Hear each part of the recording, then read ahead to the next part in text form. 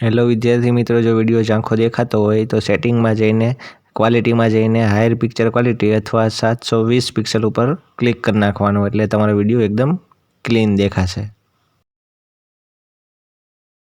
Hello વિદ્યાર્થી મિત્રો, welcome to YouTube channel D solution. આજે આપણે વાત કરવાની છે ધોરણ 7માં સત્ર 1ની કોમ્પ્યુટર એટલે કે ડિજિટલ લીડરની આઈડિયલ સ્વાધ્યાય પોથીમાં આજે જોવાનો છે પાઠ નંબર 1 કોમ્પ્યુટર સિસ્ટમ. એના આજે આપણે સોલ્યુશન કરવાનું છે. વિડીયો ગમે તો લાઈક કરજો, શેર કરજો, કોમેન્ટ કરજો અને બીજા વિદ્યાર્થી મિત્રોને પણ શેર કરજો. અને વોટ્સઅપ દ્વારા પણ તમે શેર કરી શકો છો. અને વધારે વિડીયો જોવા હોય તો પ્લેલિસ્ટમાં જઈને પણ તમે જોઈ શકો છો. ચાલો તો અહીંયા છે કોમ્પ્યુટર સિસ્ટમ પાઠ નંબર 1. ચાલો આ પાઠમાં પહેલાં બધી તમને માહિતી આપેલી છે. ડેટા પ્રોસેસિંગની છે, પછી કોમ્પ્યુટર હાર્ડવેર કોને કહેવાય, પછી છે આવે છે તમારા સ્વાધ્યાય એટલે કે નીચેની ખાલી જગ્યા પૂરો. ચાલો એમાં પહેલી ખાલી જગ્યા છે કોમ્પ્યુટર સિસ્ટમ એટલે હાર્ડવેર અને સોફ્ટવેરના પ્રોગ્રામનું આયોજન. પછી બીજું છે ડેટાનું મશીન દ્વારા વાંચી શકાય તેવા સ્વરૂપમાં રૂપાંતર એટલે ડેટા પ્રોસેસિંગ. પછી ત્રીજું છે કોમ્પ્યુટરને તેની કામગીરીના આધારે 5 વર્ગોમાં વહેંચવામાં આવે છે. પછી ચોથું છે કોમ્પ્યુટરના જુદા જુદા ભાગોને હાર્ડવેર કહેવામાં આવે છે. પછી પાંચમું છે કોમ્પ્યુટર સિસ્ટમ ઇન્ટિગ્રેટેડ ઉપકરણોનો સમૂહ છે. પછી છઠ્ઠું છે કોમ્પ્યુટરમાં ડેટા ઇનપુટ કરવા માટે કીબોર્ડ સાધનનો ઉપયોગ થાય છે. પછી સાતમું છે આભાસી કીબોર્ડ પર ફિઝિકલ કી હોતી નથી. પછી આઠમું છે કોમ્પ્યુટરને આદેશ આપવા માટે કીબોર્ડ અને માઉસનો ઉપયોગ થાય છે. પછી નવમું છે જોયસ્ટિક ડિવાઇસનો ઉપયોગ ગેમ રમવા માટે થાય છે. પછી 10મું છે આંગળી ખસેડીને ટચપેડ સાધનની મદદથી આપણે પોઇન્ટર ખસેડી શકીએ છીએ. પછી 11મું છે ઉપયોગકર્તા દ્વારા આપવામાં આવેલ કમાન્ડ પ્રમાણે સીપીયુ સાધન કાર્ય કરે છે. પછી 12મું છે લાઇટ પેનનો ઉપયોગ કરી આપણે સીધા સ્ક્રીન ઉપર દોરી શકીએ છીએ. ચાલો પછી આગળ આવે છે ખરા કે ખોટા.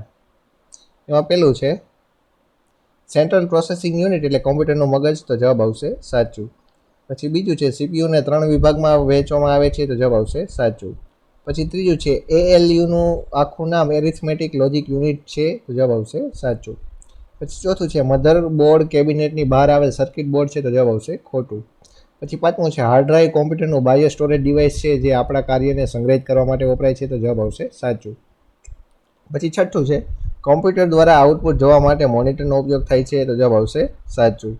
પછી સાતમું છે એલઈડી સપાટ સ્ક્રીન મોનિટર છે, પરંતુ તેમાં એલસીડી કરતાં ચિત્રની ગુણવત્તા વધારે સારી છે, તો જવાબ આવશે સાચું. પછી આઠમું છે પ્રિન્ટર કોમ્પ્યુટરનું આઉટપુટ ડિવાઇસ છે, તો જવાબ આવશે સાચું. પછી નવમું છે લાઇન પ્રિન્ટરના 5 પ્રકાર છે, તો જવાબ આવશે ખોટું. પછી 10મું છે ડ્રમ પ્રિન્ટર એ ઇન્જેક્ટ પ્રિન્ટરનું મોટું સ્વરૂપ છે, તો જવાબ આવશે સાચું.